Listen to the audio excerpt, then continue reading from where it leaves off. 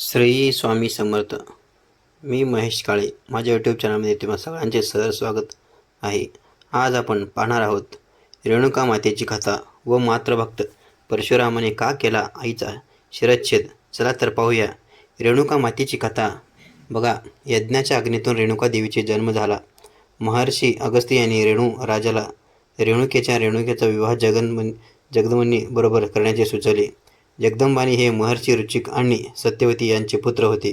खडतर तप साधना करून त्यांनी योग सामर्थ्य प्राप्त केले. सोबतच देवतांचे आशीर्वादसुद्धा संपादन केले होते. लग्न झाल्यावर रेणुका आणि जगदमुनी या सध्याच्या बेळगाव जिल्ह्याच्या सौंदत्य भागात असलेल्या रामशृंग पर्वतराजीमध्ये राहत होते. रेणुका महर्षी जगदमुनी यांना पूजा अर्चेत मदत करत असे. माता रेणुका ही अत्यंत सुशील व सामर्थ्यवान होती. ती दररोज भले पहाटे उठून मलप्रभा नदीवर स्नानासाठी जात असे. ती किनाऱ्यावरील वाळूचे मडके बनवत असे व आपल्या सिद्धीने त्यात महर्षी जगदमुनीसाठी पाणी भरून आणत असे. पाणी मडक्यात भरल्यावर तिथे असलेल्या सापाचे वेठाळे ते आपल्या डोक्यावर ठेवून त्यावरती मडके ठेवून ती आश्रमात जात असे. जगदमुनी तिने आणलेल्या मलप्रभा नदीच्या पाण्याने शुचिर्भूत होऊन धार्मिक कर्मे करत असत. हा तिचा नित्य नियम होता. अतिशय निग्रहाने करत असे. एके दिवशी बघा, रेणुका नदीवर गेले असता तिने काही गंधर्व युगलांना जलक्रीडा करताना पाहिले आणि नकळतच तिचे चित्त चंचल झाले. जेव्हा ती भानावर आली तेव्हा तिला झालेल्या प्रकारचा पश्चाताप होऊन उशीर झाल्याने तिला पटपट आंघोळ आटपली आणि वाळूचे मडके बनवण्याचा प्रयत्न करू लागली.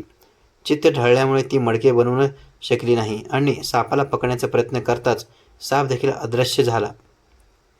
निराश होऊन रेणुका रिकाम्या हाती जेव्हा आश्रमात परत आली तेव्हा जगदमुनी प्रचंड चिडले आणि त्याने तिला दूर जाण्यास सांगितले. पती शापाने विवश झालेली रेणुका पूर्वेकडे निघून गेली आणि एका निर्भीड अरण्यात तप करू लागली. तिथे ती संत एकनाथ आणि योगीनाथ यांना भेटली. तिने त्यांना सर्व झालेला प्रकार सांगितला आणि आपल्या पतीचा राग कमी करण्याचा मार्ग सुचवण्याचे सांगितले. त्याने आधी रेणुका मातेला शांत केले आणि एक मार्ग सुचवला. त्याने तिला शुद्धीकरणासाठी नजीकच्या तलावात स्नान करण्याचे सांगितले आणि मग त्याने दिलेल्या शिवलिंगाची पूजा करण्यास सांगितले.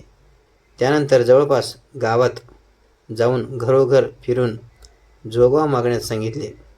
जोगव्यात मिळालेले अर्धे तांदूळ संतांना दान करण्यास सांगितले आणि उरलेल्या अर्ध्या तांदळामध्ये गूळ घालून प्रसाद बनवण्याचे सांगितले. असा हा नित्यक्रम जर 3 दिवस श्रद्धेने केला तर 4थ्या दिवशी पतीची भेट होईल. त्यानंतरही जगदमुनीचा राग पूर्णपणे मावळेल असे वाटत नाही. लवकर तुझ्या आयुष्यातील सर्वात कठीण काळ येणार आहे असे सुचवले. पण हा काही काळ लोटल्यावर तुझे नाव अमर होईल. तुझ्या पतीसमेत तुझी अखंड पूजा होत राहील असे म्हणून ती अदृश्य झाली. रेणुका देवीने अत्यंत निग्रहाने शिवलिंगाची पूजा केली आणि 4थ्या दिवशी ती आपल्या पतीस भेटण्यासाठी गेली.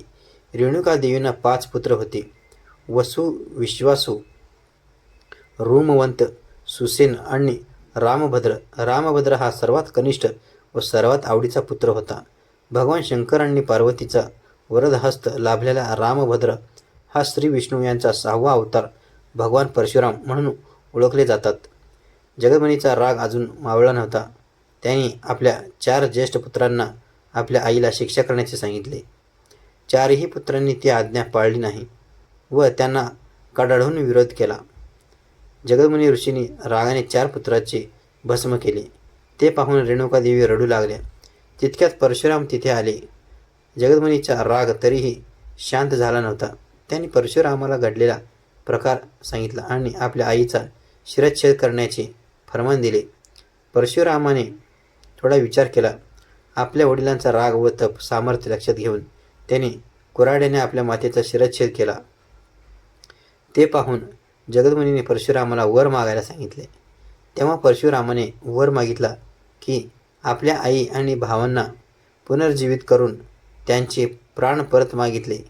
त्याच क्षणी रेणुका माता पुन्हा जिवंत झाली.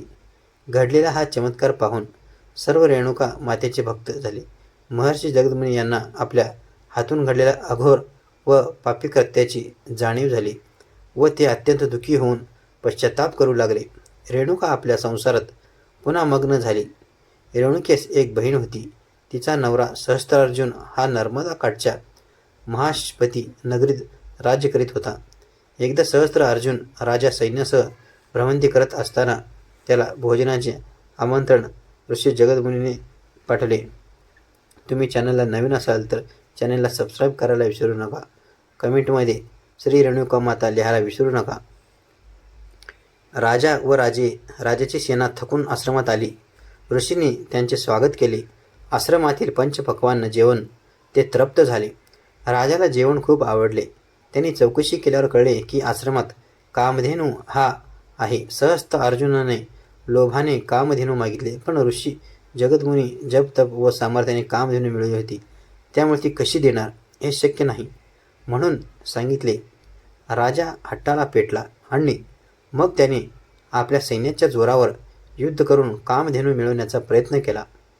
परंतु कामधेनूच्या शक्तीने आश्रमवासियांनी सहस्त्र अर्जुनास पिटाळून लावले. राजाने तेथून पळ काढला, पण त्यामुळे राजा खूप चिडला. राजाचा झालेला पराभव त्याला सहन होईना म्हणून डाव झालेला सापासारखा राजा सहस्त्र अर्जुनाने जगदमुनी ऋषीच्या आश्रमावर अचानक हल्ला केला. अचानक झालेल्या हल्ल्यात ऋषी जगदमुनीचा वध केला. नंतर मेहुणी रेणुकेवर 21 वार केले. त्यावेळी परशुराम तिथे नव्हता. परशुराम आल्यावर ज्याला जे दृश्य दिसले ते फार विचित्र होते. आश्रमाची पडझड झाली होती. सर्व परिसर अस्ताव्यस्त झाले होते.